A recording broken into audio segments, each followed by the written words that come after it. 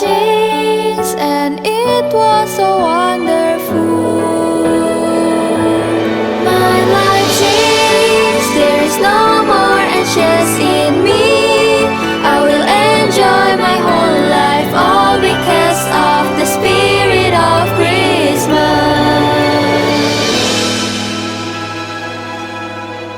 And all because of the spirit of Christmas.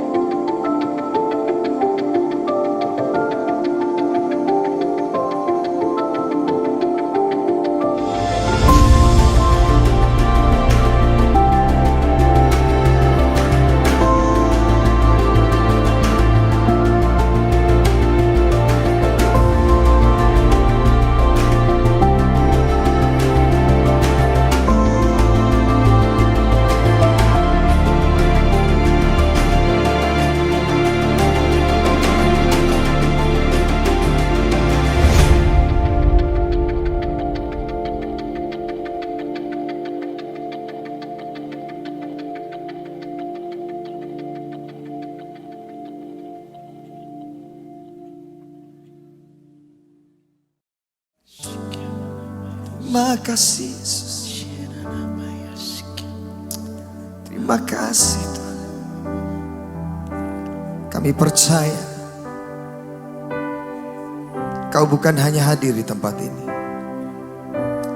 Ada perkara dahsyat yang sedang Kau kerjakan bagi kami. Kami percaya ketika terang itu ada dalam hidup kami. Ketika Engkau ada di dalam hidup kami, kami menjadi berbeda. Kami punya pengharapan.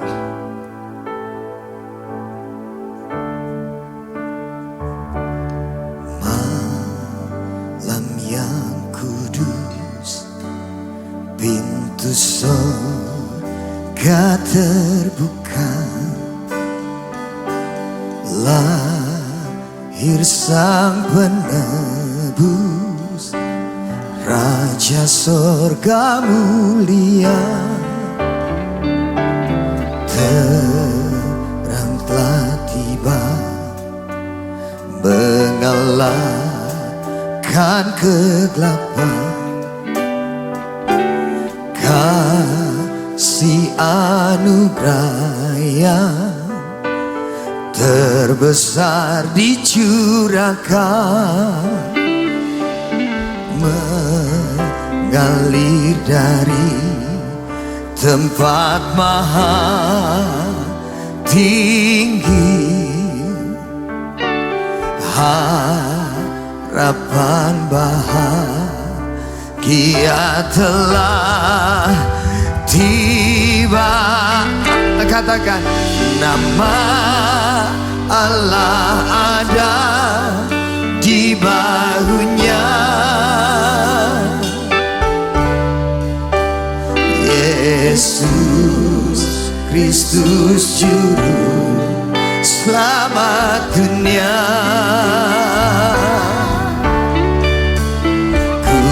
Kuasa maut pun takluk dalam namanya.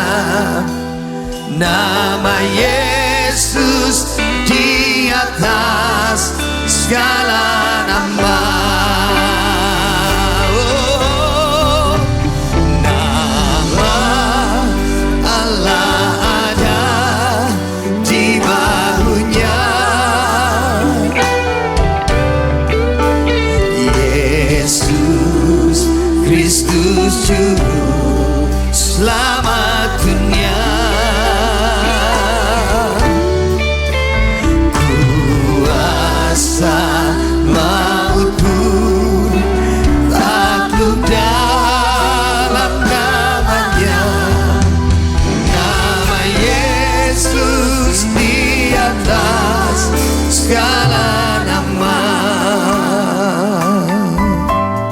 sama-sama katakan malam yang kudus, saudara. Haleluya. Malam yang kudus, amin. Di pintu surga terbuka,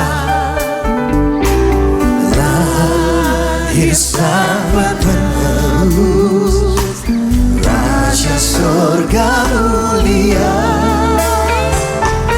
Terang telah tiba, mengalahkan gelap. Kasih anugerah yang terbesar dicurahkan. Katakan mengalir, mengalir dari tempat maha tinggi. Harapan, harapan bahagia telah tiba. Nama Allah ada di bahunya. Yesus Kristus juru selamat dunia. Kuasa maut pun takluk dalam namanya. Nama Yesus di atas segala nama. Mari bangkit berdiri sama-sama katakan nama. Mari angkat tanganmu. Yes, amen. Sebab dia Yesus Kristus, Yesus Kristus juru selamat dunia. Kuasa maut sudah dikalahkan.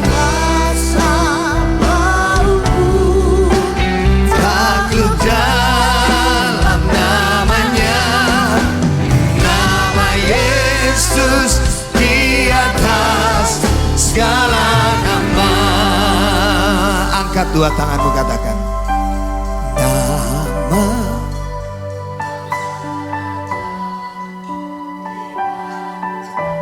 Yes, amin.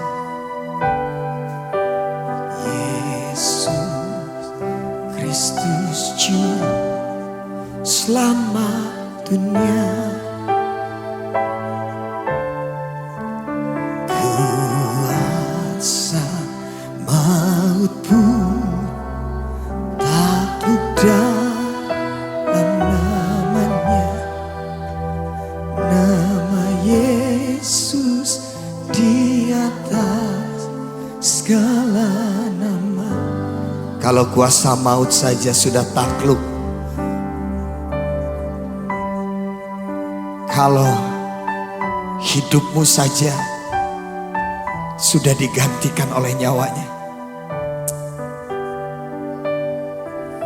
kita percaya, saudara, apapun yang menjadi kebutuhanmu hari-hari ini, dia sanggup menjawab doa-doamu. Dia sanggup menolong engkau. Dia sanggup memulihkan keadaanmu. Bahkan maut tidak berkuasa lagi atas hidup kita, saudara. Sebab kita sudah ditebus dengan darahnya yang mahal. Dengan pengorbanannya di atas kayu salib. Dia lahir ke dunia ini hanya untuk mencari kita, menyelamatkan kita, saudara. Mari ucapkan syukur saat ini di hadapan Tuhan. Berterima kasih sama dia. Ini kesempatan yang baik untuk engkau berterima kasih. Terima kasih Tuhan Yesus. Terima kasih Tuhan Yesus. Terima kasih. Terima kasih Tuhan.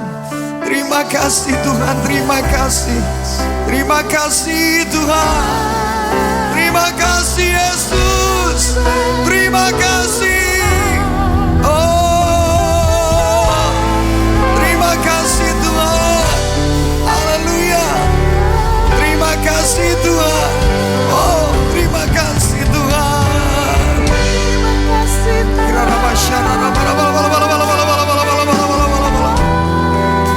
kasih Yesus. Terima kasih Tuhan. Terima kasih, terima kasih, terima kasih. Oh, haleluya. Terima kasih Tuhan. Terima kasih Tuhan. Terima kasih Tuhan. Haleluya. Terima kasih Tuhan Yesus. Terima kasih Tuhan. Kami bersyukur. Sungguh kami bersyukur Tuhan. Terima kasih Tuhan. Oh, haleluya. Terima kasih Yesus. Terima kasih Tuhan.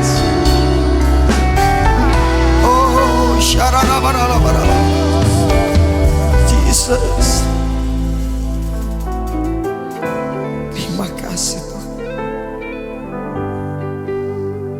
Mari angkat tanganmu di hadapan Tuhan. Shout to the Lord, all the earth, let us sing. Power and majesty, praise to the King. Mountains bow down and the seas will roar at the sound of your name. I sing for joy at the word of your hand. Forever I love you, forever I stand.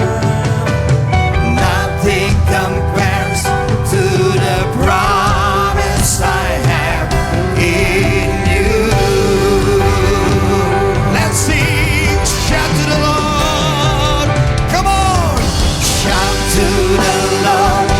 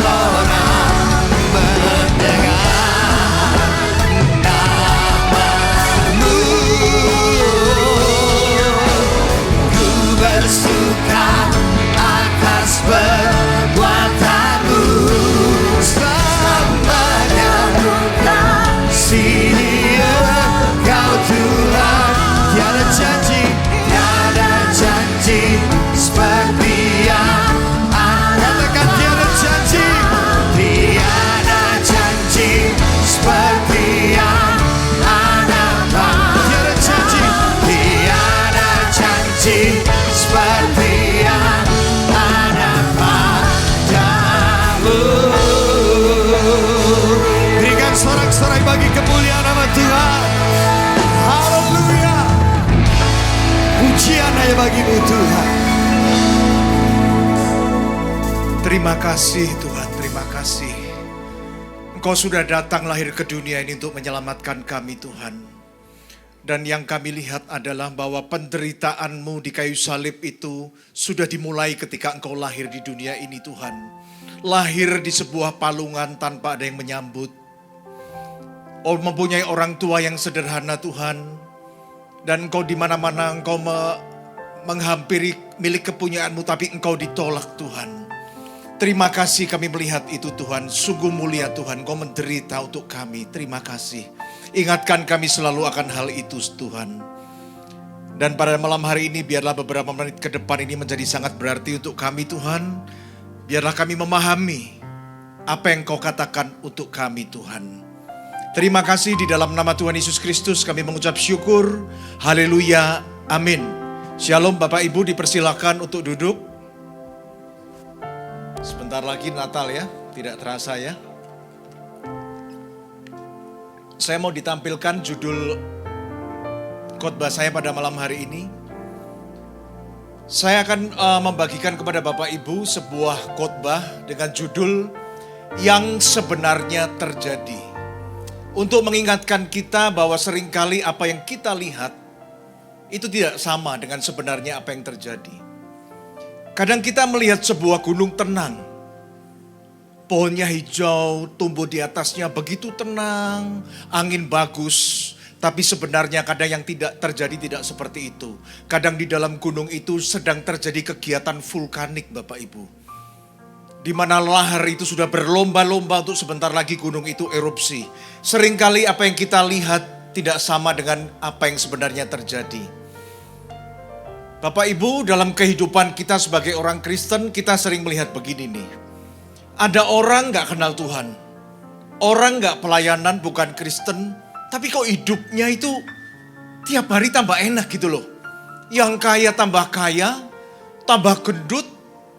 Pokoknya tambah enak. Tapi kita lihat, kita ini yang pelayanan orang Kristen, kadang kita bingung. Kok yang kita alami, yang kita lihat, bukannya tambah gemuk, kayaknya hidup kita tiap hari kok tambah sulit gitu. Mau ini gak boleh, udah jadi Kristen, mau itu gak boleh. Jadi tambah ribet gitu loh. Apakah betul seperti itu? Apakah yang kita lihat itu memang sebenarnya yang terjadi seperti itu? Mari Bapak Ibu kita akan lihat firman Tuhan pada malam hari ini. Kita akan lihat di dalam kitab Mazmur 73. Saya akan potong-potong karena terlalu panjang. Nanti kita melalui ayat ini kita akan lihat sebenarnya yang terjadi itu apa sih? Apa sih yang sebenarnya terjadi dengan orang yang tidak kenal Tuhan, yang tiap hari tambah gemuk, tambah nyaman, tambah kaya? Sebenarnya apa? Dan apa yang terjadi dengan kita orang Kristen yang pelayanan, hidupnya, jaga hidup, tapi kok tambah sulit, kerjaan tambah sulit, mau apa-apa gak bisa, dilarang, hidup kayaknya tambah ketat. Kita lihat, nanti lewat firman ini kita akan tahu. Kita lihat di dalam Mazmur 73 ayat yang pertama sampai ayat yang kelima dulu. Mazmur Asaf. Sesungguhnya Allah itu baik bagi mereka yang tulus hatinya, bagi mereka yang bersih hatinya. Next. Tetapi aku sedikit lagi maka kakiku terpleset, nyaris aku tergelincir. Sebab aku cemburu kepada pembual-pembual. Kalau aku melihat kemujuran orang-orang fasik. Next. Sebab kesakitan tidak ada pada mereka. Mereka sehat dan gemuk tubuh mereka.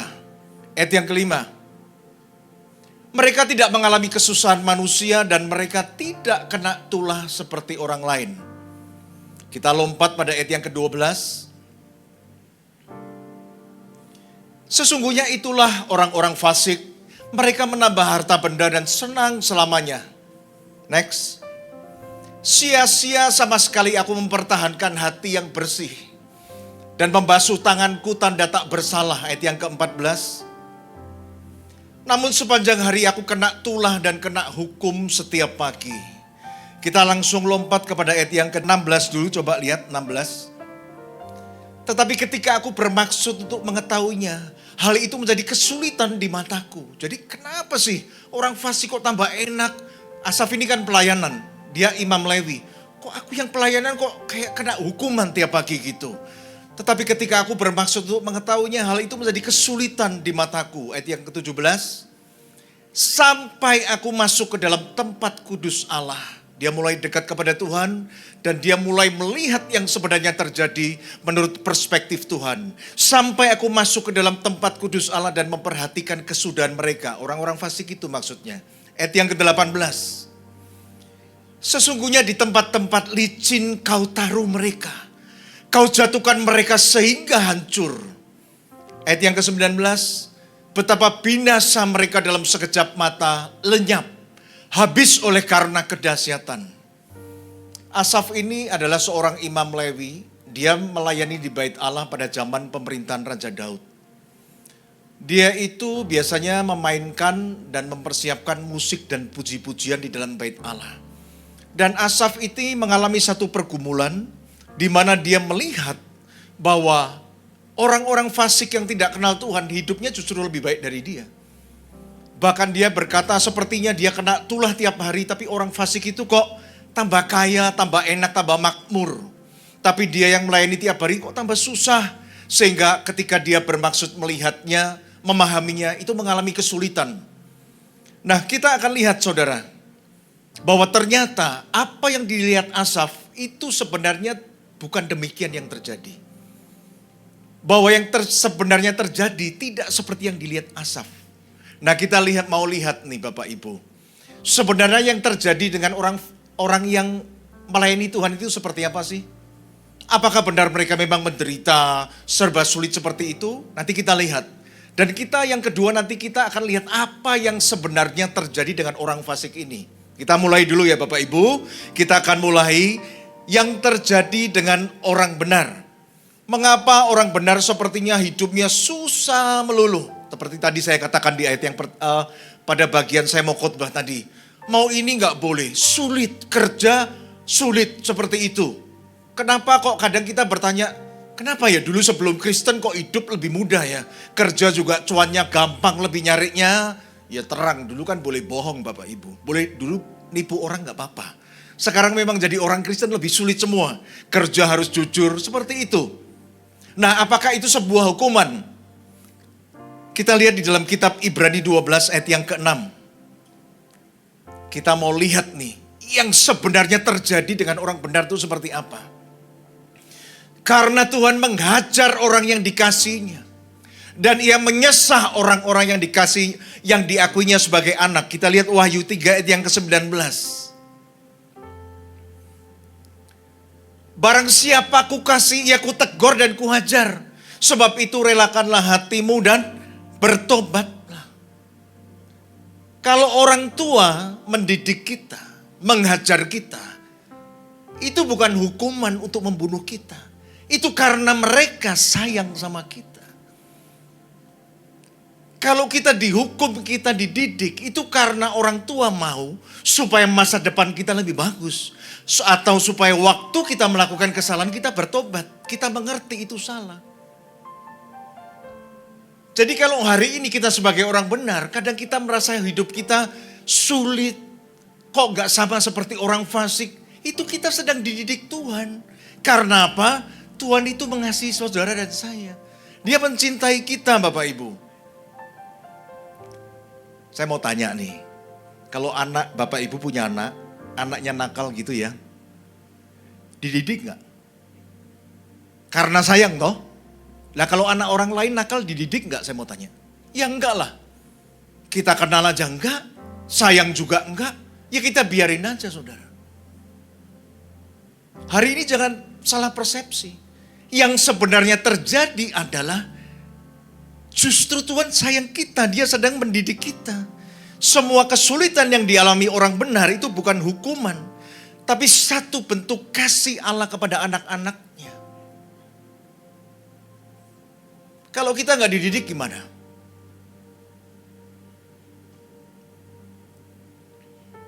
Dulu saya kadang jengkel itu Bapak Ibu.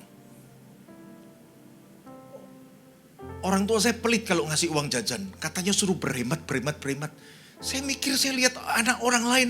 Beli ini bisa, beli itu bisa, beli ini bisa. Rasanya ini kok hidup kok. Padahal orang tua saya ada kalau untuk ngasih uang jajan itu ada. Tapi kayaknya dipersulit gitu loh Bapak Ibu. Suruh berhemat. Tapi iri, saya kadang iri lihat anak orang lain gitu loh. Lihat teman-teman saya. Kayaknya uang belanjanya gak dibatasin gitu loh. Mau ini bisa, mau belanja ini bisa, jajan ini bisa, jajan itu bisa. Tetapi saya hari ini baru memahami. Bahwa itu bukan karena orang tua saya sedang menghukum saya. Tapi sedang mendidik saya. Untuk saya punya satu masa depan yang lebih bagus lagi. Saya ajak Bapak Ibu untuk melihat di dalam Yakobus 1 ayat yang kedua sampai keempat.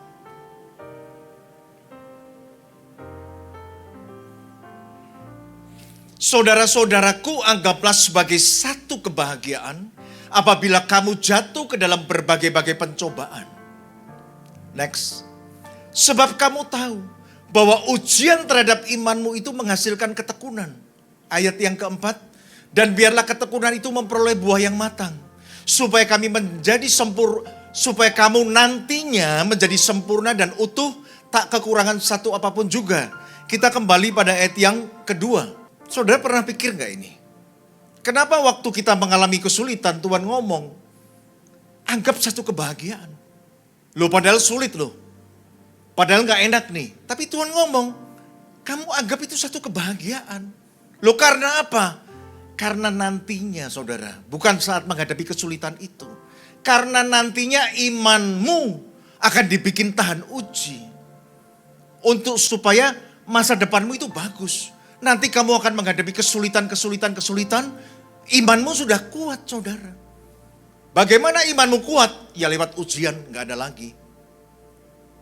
Saudara perhatikan, kadang kita melihat pohon bambu tumbuh dengan pohon lain. Kadang kita mikir, ada apa ini pohon bambu? Pohon lain begitu ditanam, langsung dia tinggi, besar berbuah. Saudara perhatikan kalau tanam pohon bambu. Itu saudara mau pupuk, mau kasih air, tanahnya mau saudara bikin bagus, itu setahun 2 tahun cuman paling tumbuh segini. Sepertinya kena hukuman, kena tulah atau seperti apa. Tetapi yang sebenarnya terjadi tidak seperti yang kita lihat. Karena pohon bambu itu selama 5 tahun dia tumbuhnya ke dalam. Dia sedang memasukkan akar-akarnya semakin dalam. Artinya apa? Pohon ini sedang membangun sebuah fondasi. Karena nanti tahun keempat kelima, saudara boleh cek di Google.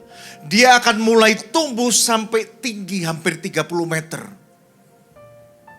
Untuk persiapan, nanti kalau tinggi digoncang anginnya semakin tinggi. Kalau akarnya gak kuat gimana? Tuhan juga sama. Kadang dia mendidik kita. Untuk supaya kita membangun apa? Membangun fondasi iman kita melalui kesulitan yang Tuhan izinkan. Supaya iman kita, supaya kita seperti pohon yang ditanam di tepi aliran air.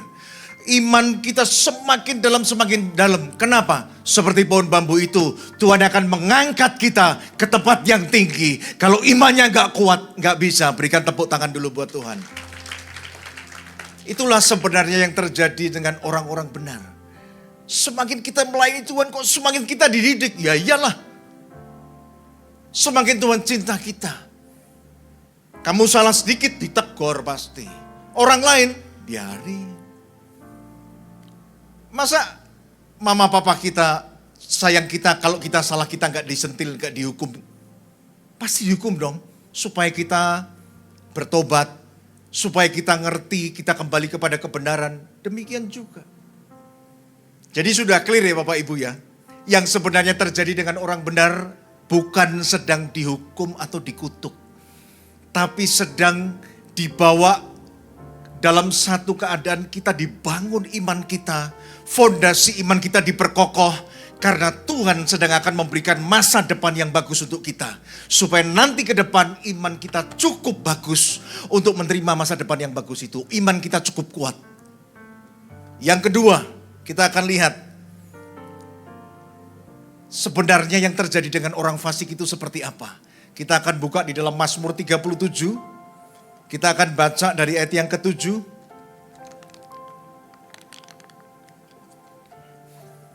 Berdiam dirilah di hadapan Tuhan dan nantikanlah dia. Jangan marah karena orang yang berhasil dalam hidupnya.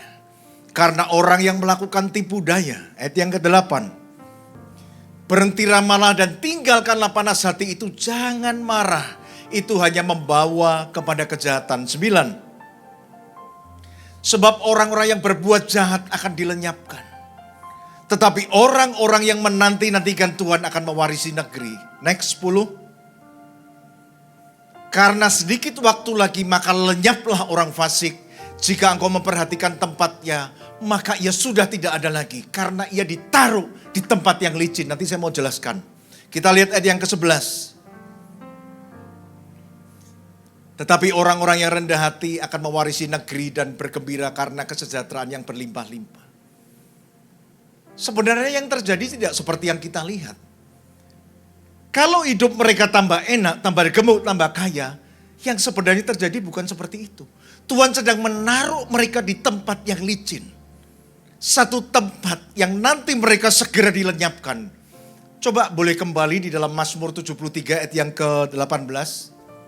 Sesungguhnya di tempat-tempat licin kau taruh mereka, kau jatuhkan mereka sehingga hancur. Ada hal yang berbeda ketika kita jatuh di tempat yang tidak licin.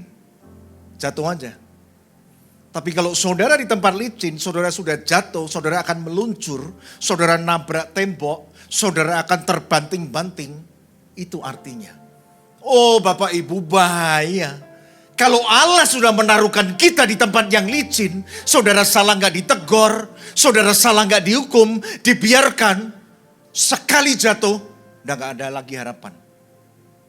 7 kali orang benar jatuh tapi tidak pernah tergeletak. Sekali orang fasik jatuh, dia akan tergeletak. Coba bayangin sedikit dong Bapak Ibu. Jatuh di kamar mandi yang licin sama jatuh di ruangan yang gak licin gimana? Itu kita bisa terbanting-banting loh kalau di tempat yang licin loh. Sebetulnya situasi yang paling menakutkan dalam hidup kita adalah ketika kita berbuat dosa Tuhan gak tegur. Ketika kita nipu tambah kaya, Tuhan diem. Jadi kita mikir akhirnya, oh berarti Tuhan gak terlalu marah dong. Berarti Tuhan oke-oke aja dong. Oh berarti hal itu tidak terlalu dilarang Tuhan dong. Dan dia berarti ketika dia berpikir seperti itu, dia akan nipu lagi. Lebih dalam lagi, lebih dalam lagi, lebih dalam lagi. Karena gak ada teguran Bapak Ibu. Itulah artinya ditaruh di tempat licin. Kalau menurut saya, ini gak tahu ya dengan Bapak Ibu ya. Saya lebih suka saya ditegur dan dihukum Tuhan. Berarti dia masih sayang saya. Berarti dia tidak meletakkan saya di atas tempat yang licin. Kita lihat satu kebenaran firman Tuhan di dalam 2 Timotius 3 ayat yang ke-12. Memang setiap orang yang mau hidup beribadah di dalam Kristus Yesus akan menderita aniaya. Dijahatin orang gak boleh balas. Harus mengasihi musuh-musuhnya. Ya ini kita anggap sebagai satu aniaya. Mana enaknya seperti ini. Kerja gak boleh nipu. Gak boleh bohong. Harus jujur. Gak enak saudara. Ngomong harus dijaga. Ini seperti aniaya untuk kita. Kita lihat ayat yang ke-13. Sedangkan orang jahat dan penipu akan bertambah jahat. Mereka akan menyesatkan dan disesatkan. Yang jahat akan bertambah jahat.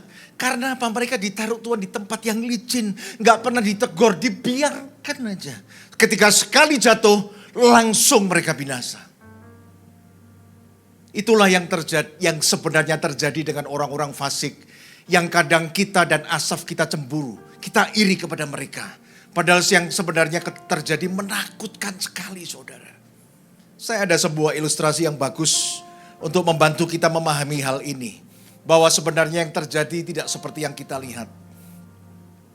Suatu hari malaikat senior dan malaikat junior jalan-jalan ke bumi, turun dari surga. Hari itu mereka menginap di rumah seorang kaya. Nah kebetulan orang kayanya jahat sekali, pelit sekali. Sehingga sebelum mereka diizinkan menginap, itu dari siang sampai malam mereka diperas tenaganya untuk kerja. Mereka kan menyamar. Dan ketika malam mereka dipersiapkan sebuah gudang yang jelek untuk tidur di situ. Malaikat senior dan junior. Dan waktu mereka hampir tidur, mereka berdua melihat ada satu retakan di tembok itu. Kayak ada lubang kayak mau hancur gitu. Kemudian dengan kekuatannya malaikat senior langsung menambal tembok itu. Menjadi bagus, retakannya hilang semua. Seperti baru pokoknya. Dan kemudian esok paginya mereka pamit dari rumah orang kaya itu, mereka mengembara lagi. Dan hari kedua itu mereka menginap di rumah sepasang suami istri petani yang miskin banget. Miskin banget. Tapi baiknya luar biasa. Mereka suami istri petani ini mengizinkan 2 malaikat itu tidur di kamar mereka. Sedangkan petani ini suami istri tidur di dapur, saudara. Mereka gelar tikar. Dan kemudian mereka tidur dengan nyenyak pada malam hari itu. Dan pagi-pagi mereka dibangunkan oleh tangisan dari istri petani itu. Setelah ditanya, saudara, ternyata satu-satunya sapi, hewan piaraan petani miskin itu mati. Waduh, petani itu sangat sedih, istrinya nangis terus. Akhirnya kedua malaikat itu pamit. Mereka akan kembali lagi ke surga, saudara. Nah, di tengah jalan nih, waktu berteduh di sebuah pohon, malaikat juniornya komplain sama seniornya. Aku mau komplain sama kamu. Kayaknya aku tadi hari pertama dan kedua melihat yang salah yang kamu lakukan. Apa itu? Malaikat senior tanya. Hari pertama kamu kan ngerti kan? Yang kita tumpangi itu rumah orang jahat kan, orang kaya kan. Kenapa kamu justru berbaik hati? Kamu menambal temboknya yang retak. Kamu kan keliru. Nah, hari kedua kamu juga keliru. Itu kamu lihat loh, suami istri petani yang miskin itu baik banget. Sampai mereka tidur di dapur, kita tidur di kamar mereka.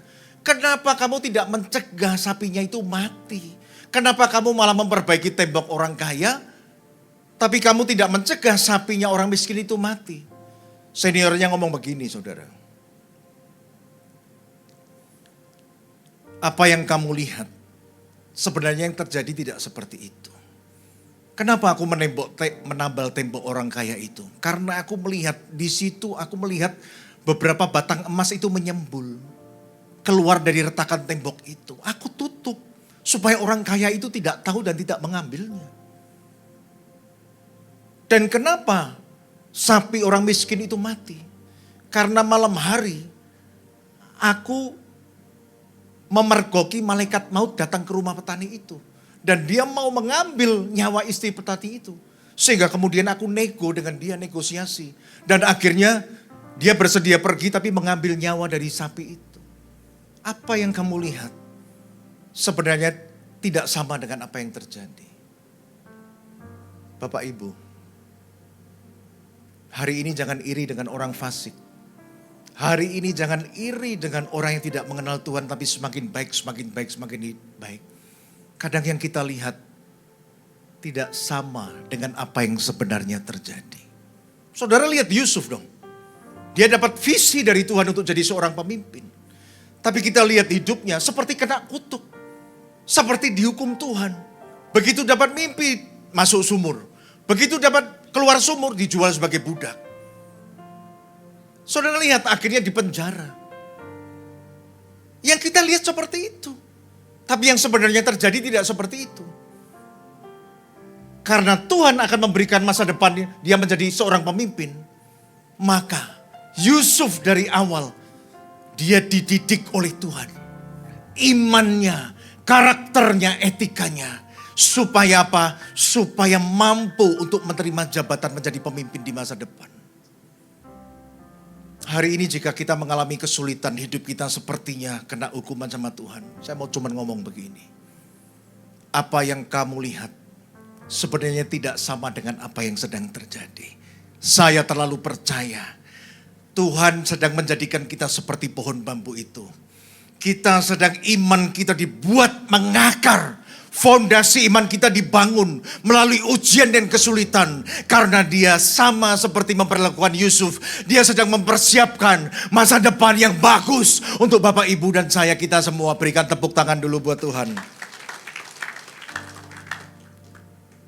Yang sebenarnya terjadi tidak sama dengan apa yang kita lihat. Hari ini gak boleh lagi Bapak Ibu kita iri dengan orang-orang yang tidak mengenal Tuhan. Jangan lagi iri, jangan lagi marah, jangan lagi kecewa sama Tuhan.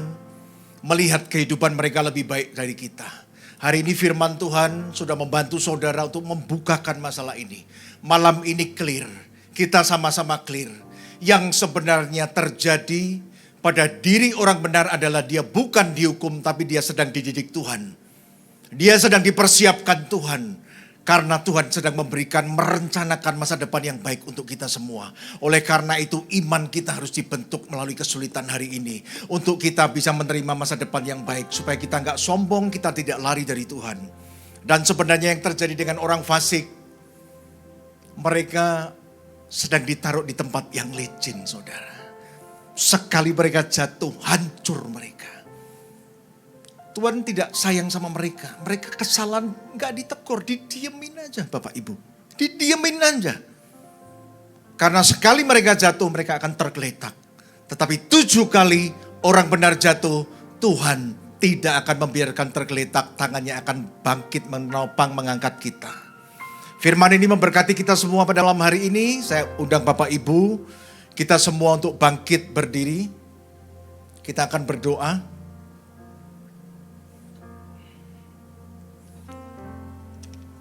Tuhan, terima kasih Tuhan. Kami sudah mengerti apa yang Kau katakan kepada kami Tuhan. Apa yang sebenarnya terjadi ke depan untuk hidup kami orang benar Tuhan. Yang kadang kami hari ini lihat hidup kami sulit apa, ternyata Engkau sedang mendidik kami. Karena Engkau menyayangi kami. Engkau tidak mau kami terlanjur terbawa ke dalam satu dosa. Engkau menghukum kami untuk kami berbalik, kami sadar dan kami menjadi lebih baik lagi. Karena kami bukan anak-anak gampang. Kami adalah anak-anak Tuhan yang dididik, ditegur dengan keras oleh Tuhan. Karena Tuhan mengasihi kami. Dan kami hari ini mengerti apa yang sebenarnya terjadi dengan hidup orang-orang fasik. Yang kelihatannya lebih baik, semakin hari semakin baik. Tapi rupanya Engkau menaruh mereka di tempat yang licin. Ketika mereka sekali jatuh, mereka tidak ada lagi untuk bangkit. Mereka tergeletak untuk selamanya. Terima kasih Tuhan. Bapak Ibu, kita dekapkan tangan kita di dada. Firman Tuhan berkata, jagalah hatimu dengan segala kewaspadaan. Karena dari sanalah terpancar kehidupan. Bapak Ibu yang dikasihi Tuhan, jadilah berkat dan terimalah berkat rahmat anugerah dari Allah Bapa di surga. Di dalam Putra Tunggalnya yang telah datang ke dunia ini, lahir, menderita dan mati di kayu salib untuk menyelamatkan kita. Dan selalu di dalam persekutuan dengan Roh-Nya yang kudus. Yang hari ini menginsyafkan kita, memberi kita kekuatan, menghibur kita, menemani kita. Sampai nanti Dia datang untuk kedua kalinya. Amin. Kita tetap dalam posisi berdiri.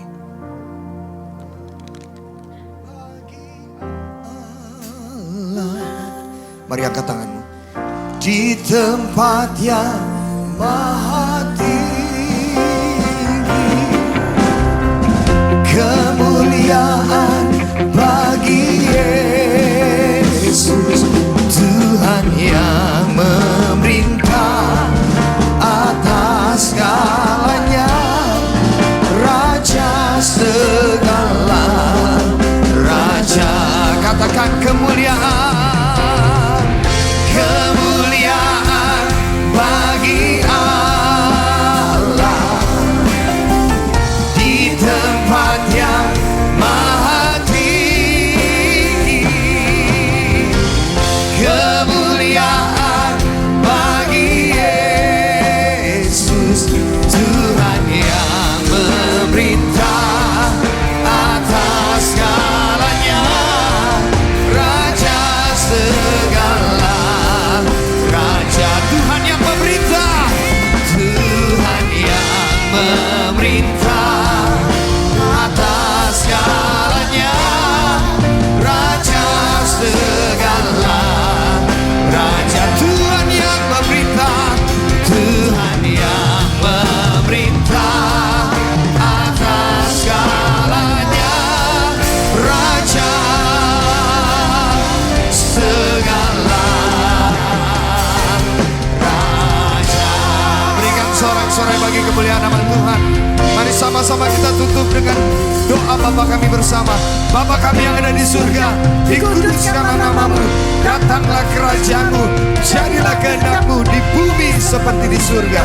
Berikanlah kami pada hari ini makanan kami yang secukupnya, dan ampunilah kami akan kesalahan kami, seperti kami juga mengampuni orang yang bersalah kepada kami. Dan janganlah membawa kami ke dalam pencobaan, tetapi lepaskanlah kami daripada yang jahat. Karena Engkaulah yang punya kerajaan dan kuasa dan kemuliaan sampai selama-lamanya. Yang percaya katakan amin. My life changed, I am happy and grateful. My life changed and it was so wonderful.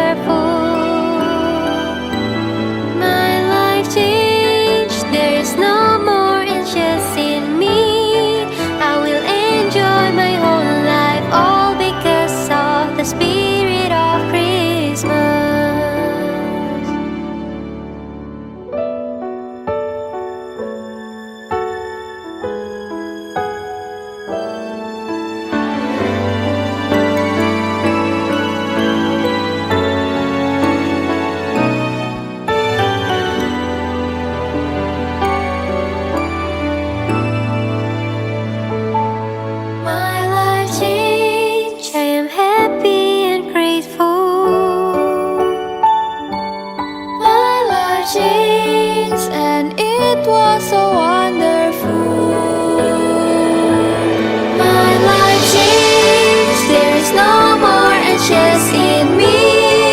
I will enjoy my whole life, all because of the spirit of Christmas.